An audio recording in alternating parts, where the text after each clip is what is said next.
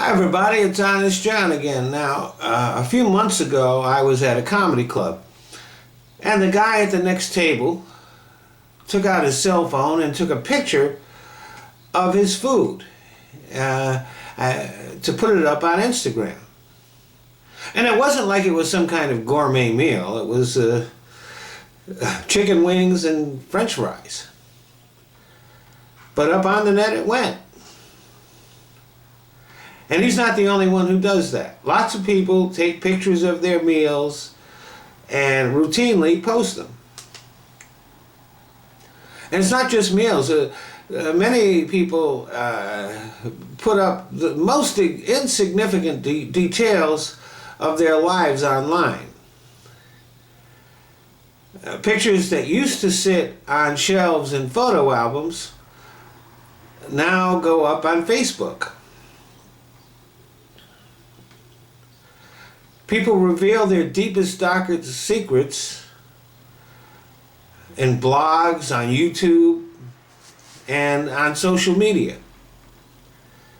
It used to be only celebrities live their life in the public eye.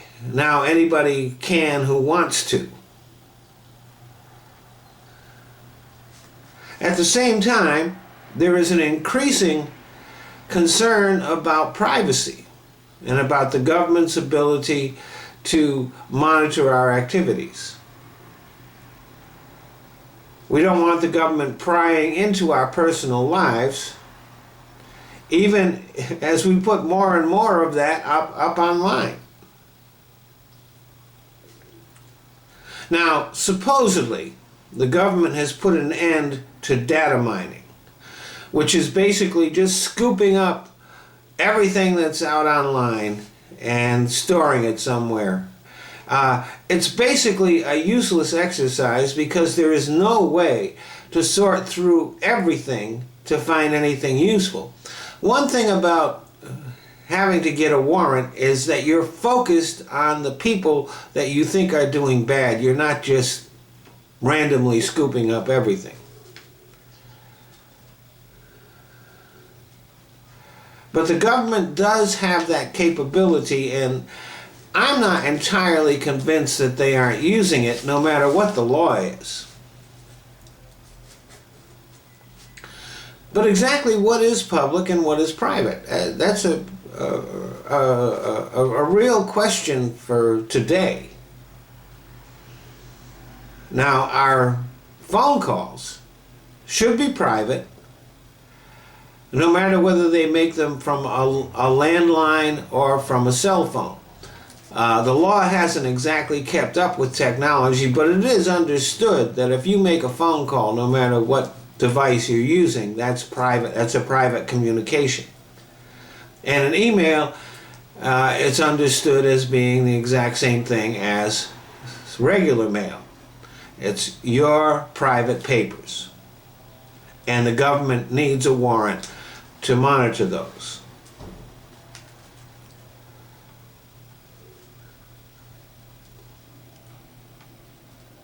But not everything that is on your phone is private. Most people have a bunch of different apps on their phones, and a lot of them are social media. Well, social media is in public. Now,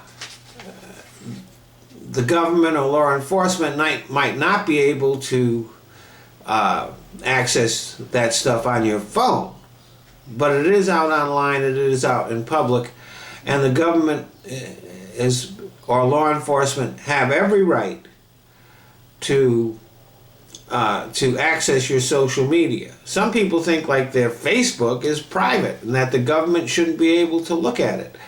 No, it's public property.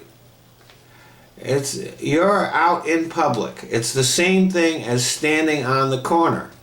As a matter of fact, making a post or sending out a tweet is the exact same thing as yelling.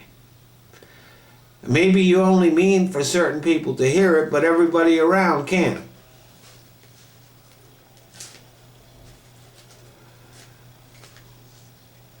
You're in the public square. You have no expectation of privacy.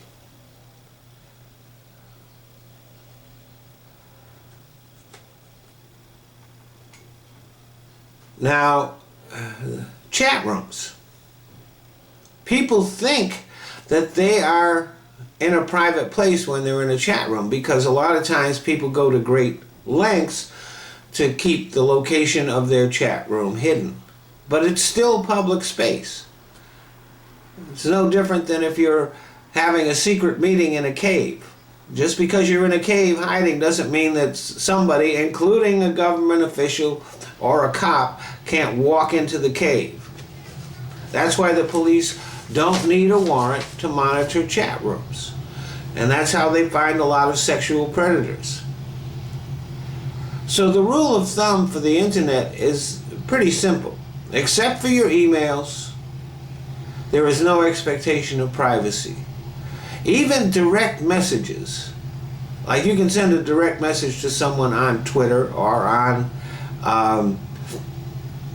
Facebook, and those may or may not be protected. The law has not really settled that issue yet. So yes, you have a right to privacy. But that right ends as soon as you enter any public space, whether it's in the real world or in the virtual world. Thanks for listening.